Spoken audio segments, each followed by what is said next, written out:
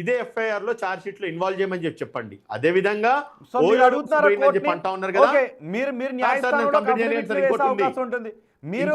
మీరు అబ్బాయి తరపు అడ్వకేట్ కాబట్టి మీరు న్యాయస్థానంలో ఒక అఫిడవిట్ వేయబోతున్నారా? కాలేజ్ మేనేజ్మెంట్ కూడా ఇందులో ఇన్వాల్వ్ చేయండి, వాళ్ళపైన కూడా కొన్ని ఛార్జెస్ మోపండి అని మీరు అఫిడవిట్ ఏమైనా వేయబోతున్నారా? ఇంకోటి, ఓయో రూమ్లలో ఇవన్నీ జరుగుతున్నాయి కాబట్టి ఓయో రూమ్లు బంద్ కావడానికి ఓయో రూమ్ లో ఇటువంటి అసాంఘిక కార్యాచరణ కొనసాగకుండా మరి పోలీసులు ఏం చేస్తున్నారు? మరి పోలీస్ తప్పు కూడా ఉన్నది కదా. మరి పోలీస్ ఎప్పుడైతే వాళ్ళ విజిలెన్స్ ప్రాపర్గా పనిచేయాలి కదా. ఇటువంటి వాళ్ళు రూమ్లలోకి పోయేసి వాళ్ళకి నచ్చినట్టుగా ప్రవర్తించి రేపటి రోజు అబ్బాయి నన్ను ఇంటాక్సికేషన్ స్టేజ్ లో తీసుకెళ్ళిండు, ఇంటాక్సికేషన్ స్టేజ్ లో నాతో సెక్స్ చేసినాడు, ఇంటాక్సికేషన్ స్టేజ్ లో నా మీద రేప్ జరిగింది అన్నప్పుడు ఒక అమ్మాయి ఇంటాక్సికేషన్ స్టేజ్ లో ఓయో రూమ్ లోకి పోయింది కాబట్టి అటువంటి స్టేజ్ లో ఓయో రూమ్ వాళ్ళు గుర్తించినందుకు మరి అటువంటి నేరాలను నిర్మూలించలేని పరిస్థితిలో పోలీస్ యంత్రాంగం ఉన్నది కాబట్టి మరి పోలీసుల మీద అటువంటి ఓయో రూమ్ల కూడా మీద చర్య తీసుకునే విధంగా కనుక మీరు కృషి చేస్తే ఇంకొకటి ఎవడు కూడా ఇంకొక ఏ అమ్మాయి కూడా ఇంటాక్సికేషన్ స్టేజ్ లో ఓయో రూమ్ లోకి పోయే పరిస్థితి ఏర్పడదని చెప్పేసి మీ మీడియా ఛానల్ ద్వారా ఈ ఓయో రూమ్ లో నడిపిస్తున్న యాజమాన్యానికి, వీటికి పర్మిషన్స్ ఇస్తున్న లాడ్జికి పర్మిషన్స్ ఇస్తున్న ప్రభుత్వానికి, ఇటువంటి జరుగుతున్నా కూడా కళ్ళు మూసుకొని వ్యవహరిస్తున్న పోలీస్ యంత్రాంగానికి కూడా నేను ఒక మెసేజ్, ఓయో రూమ్ లో సంబంధం లేదు, అది వాళ్ళ బిజినెస్. ఇద్దరు మేజర్ అయిన వ్యక్తులు వాళ్ళు ఎక్కడికైనా వెళ్ళొచ్చు, వాళ్ళకి నాకు సంబంధం చట్టం చెప్పింది కాబట్టి నేను దాన్ని వెళ్ళను. కానీ కాలేజీల్లో చదువుకోవడానికి వచ్చే విద్యార్థులు చదువుకుంటున్నారా, కాపురాలు చేస్తున్నారా అనేది కాలేజీలు, విద్యా సంస్థలు చూడాలి. కాలుస్తున్నారా, మత్తు పదార్థాలు తీసుకుంటున్నారా, ఏం తీసుకొస్తున్నారు కాలేజీకి అనేది కనీసం కాలేజీలు పట్టించుకోవాలి. ఓయో రూమ్ లో ఏం చేస్తున్నా నడుస్తుంది, వాళ్ళు మేజర్స్ అని చెప్పి చట్టం చెప్తుంది కదా. ఓయో రూమ్ లో ఇంటాక్సికేటెడ్ స్టేజ్ లో ఒక అమ్మాయిని తీసుకుపోవద్దు అని కూడా చట్టం చెప్తా ఉన్నది. బహుశా అక్కడ కూడా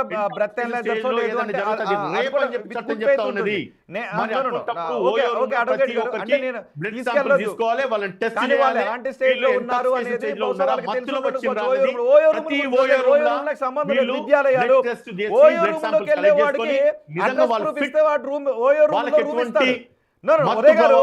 ఓయో రూమ్ లో వీటిలోకి తీసుకెళ్తుంటే అక్కడికి వెళ్ళే వాళ్ళకి సోయి ఉండాలి.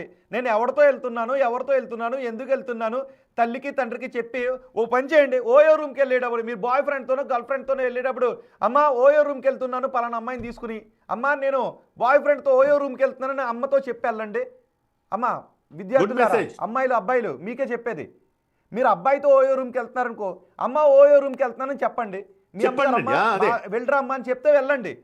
అంతే తప్ప మీరు అమ్మాయిని కూడా తప్పుపడుతున్నా. ఓయో రూములకి వెళ్ళేటప్పుడు మీ అమ్మా నాన్నలకు తెలియకుండా మీరు ఓయో రూములకి వెళ్తే మీరు పనికి మాలిన పనులు చేసినట్టే, అమ్మాయిని మోసం చేసినట్టే. I agree with you advocate ఒరే గారు, I agree with you. OYO రూములకి వెళ్ళి అమ్మాయిలు అబ్బాయిలది తప్పే. చదువుకోమని కాలేజీలు పంపితే కాలేజీలు బంకట్టు ఓయో రూములకి వెళ్తారు. బుద్ధి ఉందా మీకు? ఈ యొక్క కేసు రోహిత్ గారు, ఈ యొక్క కేసు ఒక క్లాసిక్ ఎగ్జాంపుల్ కావాలి. ఓయో రూమ్ లో ఏవైతే అరాచకాలు జరుగుతున్నాయి వాళ్ళు నిర్మూలించాలి. ఓయో రూమ్ గురించి వదిలేండి, ఓయో రూముల గురించి కాదు, కాలేజ్ క్యాంపస్ గురించి కావాలి, ఎడ్యుకేషన్ క్యాంపస్ గురించి నాకు కావాలి. ఎడ్యుకేషన్ క్యాంపస్ లో ఏం జరుగుతుందో పట్టించుకోరా మేనేజ్మెంట్? కేవలం ఫీజు దొరకడం మీద నాకు కాలేజ్ క్యాంపస్ గురించి చెప్పండి. ఇలాంటి కాలేజ్ క్యాంపస్ మీద, కాలేజ్ క్యాంపస్ లో కాపురాలు పెట్టేస్తున్న స్టూడెంట్స్ ఉంటే చూసి చూడగా వెళ్ళిపోవాలా? వాళ్ళు కంప్లైంట్ చేస్తే తల్లిదండ్రులను పిలిచి మాట్లాడాల్సిన అవసరం లేదా? ప్రిన్సిపల్ నెగ్లిజెన్స్ ఉంది కాబట్టి ఇమీడియట్ గా ప్రిన్సిపల్ అరెస్ట్ చేయాలి. ఎందుకంటే అక్కడ ఎవిడెన్స్ ట్యాంపర్ అయ్యే ఛాన్సెస్ ఉంటాయి. కాలేజీలో నేరం జరిగిందని అన్నప్పుడు అమ్మాయికి న్యాయం జరగాలని కూడా నేను అంటా ఉన్నా. ఒకవేళ అది రేపే గనక అయితే ఆ అమ్మాయిని అదే కాలేజీలో రేపే చేసి ఉంటే ఆ ఎవిడెన్స్ ట్యాంపర్ అయ్యే ఛాన్సెస్ ఉంటాయి కాబట్టి ఆ ఎవిడెన్స్ కస్టోడియన్ ప్రిన్సిపల్ కాబట్టి ఆ ఎవిడెన్స్ కస్టోడియన్ హెచ్ఓడి కాబట్టి ఆ హెచ్ఓడిని ఆ ప్రిన్సిపల్ని ఇమ్మీడియట్గా అరెస్ట్ చేసి జైల్లో పెట్టించి ఆ ఎవిడెన్స్ ఏది కూడా ట్యాంపర్ కాకుండా, ఎవిడెన్స్ ఏది కూడా డిస్ట్రాయ్ కాకుండా ఈరోజు దాన్ని ప్రొటెక్ట్ చేయాల్సిన బాధ్యత పోలీసుల మీద అండ్ కోర్టుల మీద ఉంది. కాబట్టి ఇమీడియట్ గా ఆ ప్రిన్సిపల్ ని, ఆ హెచ్ఓడిని అరెస్ట్ చేసేసి పోలీస్ కస్టడీలో పెట్టమనండి, జ్యుడిషియరీ కస్టడీలో పెట్టమనండి. దాని తర్వాత అక్కడ ఏవైతే సీసీ కెమెరా ఫుటేజెస్ ఉన్నాయో అవన్నీ కూడా సీజ్ చేసేసి పోలీసు కోర్టులో డిపాజిట్ చేయమనండి. ఎందుకంటే నేను అమ్మాయి సైడ్ నుంచి కూడా మాట్లాడుతున్నా, అబ్బాయి సైడే కాదు. ఇప్పుడు అమ్మాయి సైడ్ తీసుకుంటున్నా. అమ్మాయికి అన్యాయం జరిగింది, అమ్మాయి మీద రేప్ అటెంప్ట్ జరిగింది అని చెప్పేసి ఈ రోజు మీడియా ఛానళ్ళు, అమ్మాయి, పోలీసులు, న్యాయస్థానాలు అన్ని మాట్లాడుతున్నాయి కదా. ఏ ప్రాంగణంలో అయితే జరిగిందో ఆ ఒక ఎవిడెన్స్ డిస్ట్రాయ్ కావద్దంటే ఆ ప్రాంగణంలో ఉన్న ఒక ఇన్ఛార్జ్ హెచ్ఓడి అండ్ ఆ ప్రాంగణంలో ఉన్న ఒక ప్రిన్సిపల్ని ఖచ్చితంగా అరెస్ట్ చేసి జైల్లో పెడితే ఆ ఎవిడెన్స్ డిస్ట్రాయ్ కాదు. ఎందుకంటే ఒక వ్యక్తిని అరెస్ట్ చేసి జైల్లో పెట్టడానికి కారణం ఏంటంటే వాళ్ళు ఎవిడెన్స్ ట్యాంపర్ చేస్తారు, ఎవిడెన్స్ డిస్ట్రాయ్ చేస్తారు, విట్నెస్ ని ఇన్ఫ్లుయెన్స్ చేస్తారని అంటుంటాం కదా. మరి ఇక్కడ జరిగిన నేరం ఏదైతే ఉందో ఆ నేరం జరిగిన ప్రాంగణం యొక్క ఇన్ఛార్జ్ అండ్ ఆ ప్రాంగణం యొక్క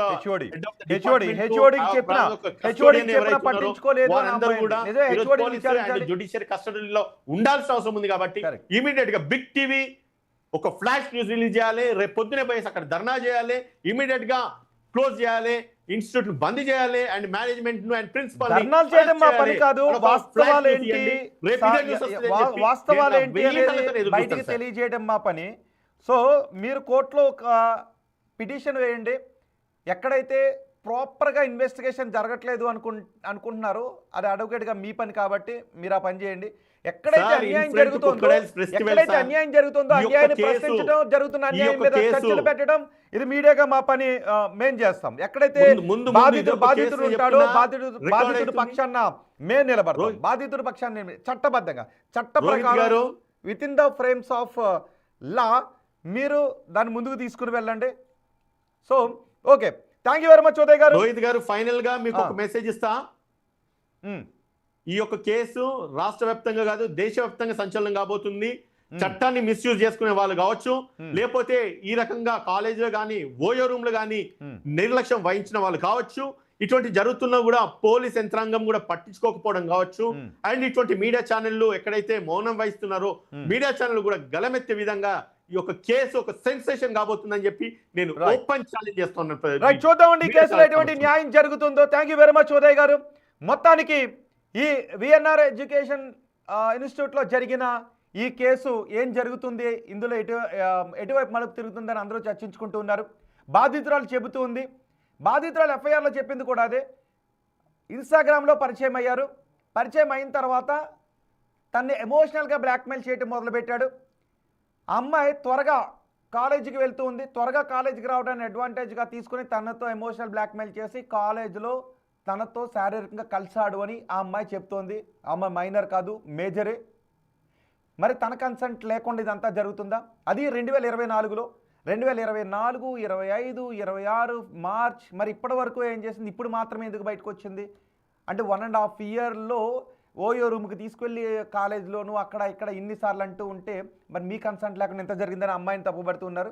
అదే సమయంలో ఆ అమ్మాయిని తిడుతూ అమ్మాయి తల్లి మాట్లాడిన ఒక ఆడియో కాన్వర్సేషన్ కూడా బయటకు వచ్చింది.